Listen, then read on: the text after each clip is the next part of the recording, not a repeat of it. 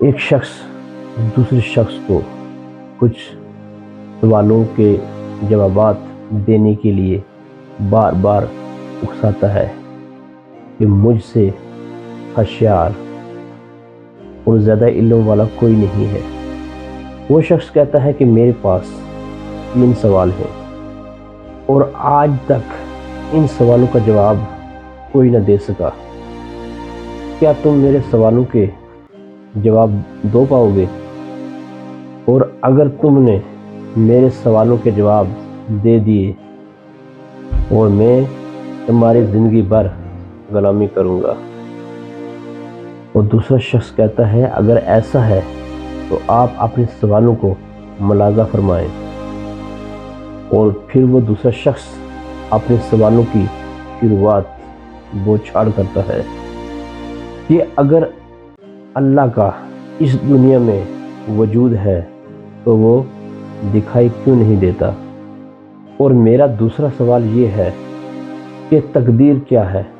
اور میرا تیسرا سوال یہ ہے کہ شیطان بھی آگ کا بنا ہوا ہے اور جہنم کی آگ بھی۔ تو پھر مجھے آپ ایک بات بتائیں کہ جہنم کی آگ شیطان کو کیسے نقصان پہنچا سکتی ہے؟ اور پھر وہ دوسرا شخص ہر سوال سننے کے بعد اس شخص کے چہرے پر ایک زوردار تھپڑ تماچا اس کے چہرے پر رسید کرتا ہے۔ اور پھر وہ شخص کہتا ہے کہ آخر یہ کیسی بدتمیزی ہے؟ اگر آپ میرے سوالوں کے جواب نہیں دے پا رہے ہو تو آپ صاف طور پر انکار کر دو، میں تم سے لڑنے نہیں آیا۔ پھر وہ شخص کہتا ہے کہ ارے بھائی آپ تو ناراض ہو گئے۔ دراصل یہ تھپڑ یہ آپ کے تینوں سوالوں کے جواب ہے۔ پھر وہ شخص کہتا ہے کہ آخر کیا مطلب ہے تمہارا؟ مطلب میں کچھ سمجھ نہیں پایا۔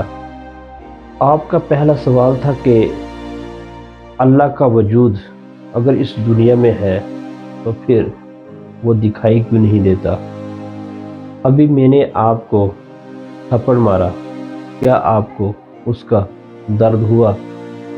پھر وہ شخص بولا کہ درد کیوں نہیں ہوگا، درد تو ہوا ہے، تو کیا تم درد کو دیکھ سکتے ہو؟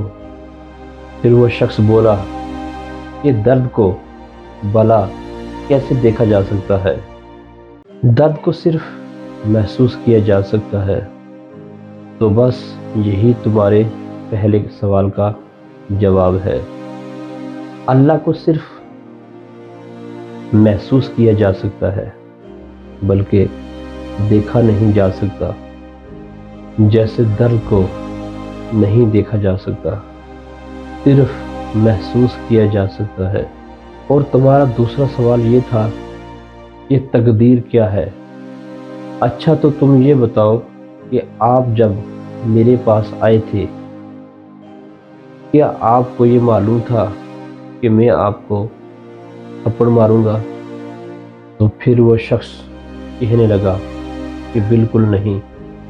تو بس یہی تمہارے دوسرے سوال کا بھی جواب ہے۔ تقدیر میں تمہارے کیا لکھا ہے، تمہارے ساتھ کیا ہونے والا ہے، اس بات کا کسی کو بھی علم نہیں ہوتا۔